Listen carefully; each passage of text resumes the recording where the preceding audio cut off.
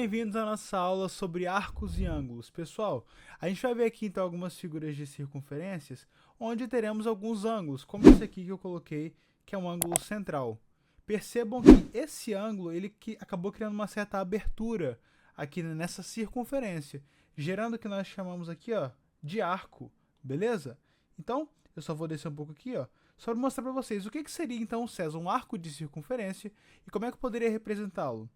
Desenhar aqui então uma outra circunferência com o ângulo central aqui, pode ser? O ângulo central aqui. Esse ângulo eu vou chamar ele, sei lá, de alfa, e os pontos aqui que vão delimitar esse arco.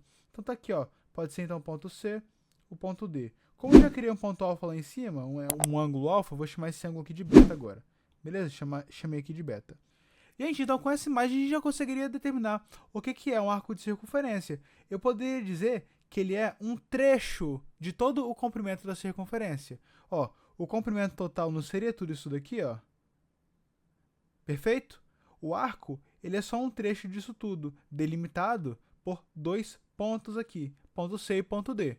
Legal, pessoal? Fala aí, galera, aqui, só lembrando para vocês se inscreverem aqui no canal do Meu em Mate no YouTube, beleza? Para ajudar a crescer esse canal a cada dia. E também deixar o like aqui nessa aula se você tá gostando, beleza? E se vocês querem gabaritar matemática no Enem esse ano, é meuemmate.com e o link tá aqui na descrição, hein? Bora lá, galera. Um arco, eu posso representar ele da seguinte maneira. Nesse caso aqui, né, esse arco que a gente acabou de desenhar, tentar fazer aqui certinho, beleza? Esse aqui seria o arco... Esse aqui seria o arco CD. E a gente faz bem assim, Pode ser um parênteses assim deitado, né, entre o C e o D, ou algumas representações tratam assim também. Nesse caso você pode escolher, beleza? E nesse caso aqui, como nós temos um ângulo central, esse CD ele vale exatamente beta. Exatamente. Então, se o nosso ângulo central tiver aqui já desenhado pra gente, o nosso comprimento aqui, né, do arco, ele vale o próprio ângulo. Então é exatamente isso, beleza? Mas agora tem uma outra maneira de a gente calcular esse ângulo, beleza?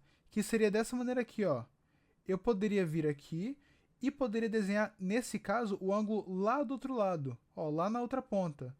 Eu continuaria tendo o arco aqui, que eu vou chamar esse arco, inclusive, de, sei lá, EF.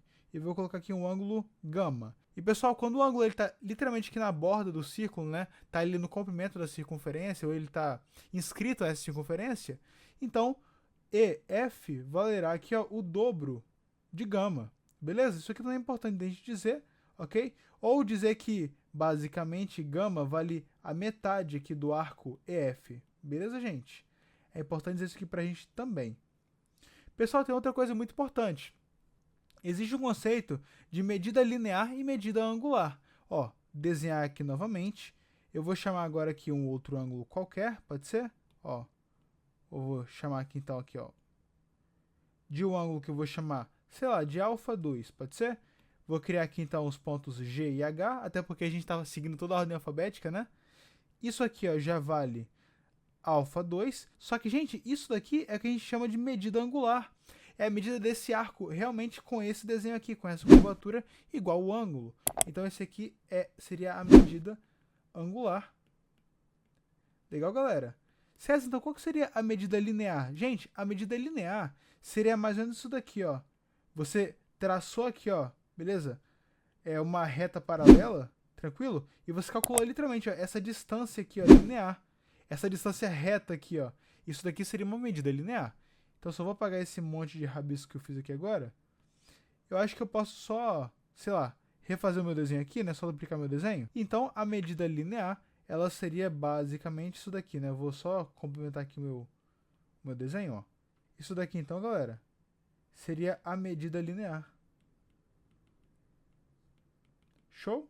Que você também pode calcular aí, que você também pode acabar calculando. Tranquilo, galera? Então, aí, medida angular, porque segue literalmente aqui o formato do ângulo, beleza? E aqui a medida linear, que seria basicamente a distância aqui entre dois pontos. Tranquilo?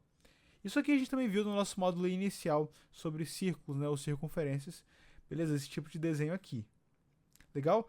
Mas, César, como é que eu posso então calcular essa medida linear? Pessoal, olha só, eu vou deixar aqui para a próxima aula, tá bom, esse assunto, mas esse cálculo aqui, ele vai envolver a lei dos cossenos.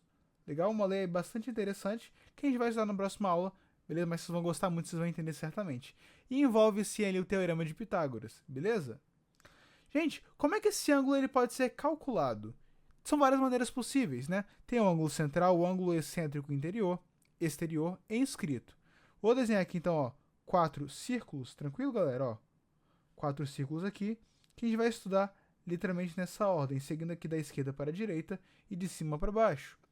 Gente, o ângulo central é aquele que nós desenhamos bem no início da aula, ó.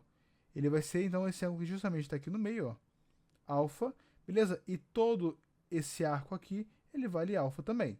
O ângulo excêntrico interior ou exterior, que eu vou desenhar aqui já na ordem, ele vai ser o seguinte, ele vai ser aquele ângulo que, por exemplo, está fora do centro aqui, ó. Eu vou colocar aqui, por exemplo, beleza? Fazer um X aqui, ó. E vocês percebam que nós temos, ó, tem um arco formado aqui e tem um arco formado aqui. O ângulo excêntrico interior, ele está bem aqui, ó. Eu vou chamar ele de beta. Naturalmente, por ser oposto pelo vértice, ele acaba sendo igual aqui também. É beta aqui também. Legal, galera? Ó, beta aqui também. Então, como é que calcularia, César? Gente, o beta, ele se calcula pela soma do arco 1 mais o arco 2 sobre 2. Legal, galera? Então, uma média aí entre esses dois arcos, porque o B, ele é o ângulo excêntrico interior.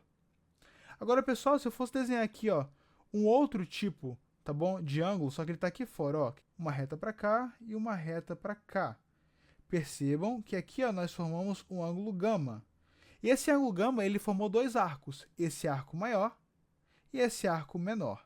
O ângulo gama, ele pode ser calculado pelo arco aqui, ó, maior menos o arco menor dividido por 2. Show, galera? Só representar aqui, então, que esse aqui, naturalmente, é o arco menor, esse aqui é o arco maior. Pessoal, o que acabou sobrando aqui pra gente foi o ângulo inscrito. Esse ângulo é aquele que está literalmente no comprimento da circunferência. Ó, aqui temos um ângulo inscrito, então. Beleza? Ele vai ser desenhado a partir daqui, ó. Então, você vai desenhar outras semi-retas aí. E esse ângulo aqui, ó, que eu vou chamar, sei lá, de ângulo alfa 2, pode ser assim, ele é o ângulo inscrito. Legal, pessoal? Então, ele vai ter literalmente aquele cálculo lá, né? Que esse alfa 2, ele vale esse arco, ó, vou chamar esse arco de AB, beleza? Ele vale o comprimento de AB, só que errei o desenho, seria um arco assim, né? Sobre 2. Então, aí o alfa 2, ele vale metade desse arco. Legal, pessoal? Então, representamos aqui os 4 casos, né? O ângulo central, excêntrico interior, excêntrico exterior e também aquele que é o inscrito, né? Que está ali, literalmente, no comprimento da circunferência. Legal, galera? Então, agora vai ser nossa próxima aula, onde falaremos sobre a lei dos cossenos, para de fato calcular aí essa medida linear. Legal, pessoal? É isso aí, então.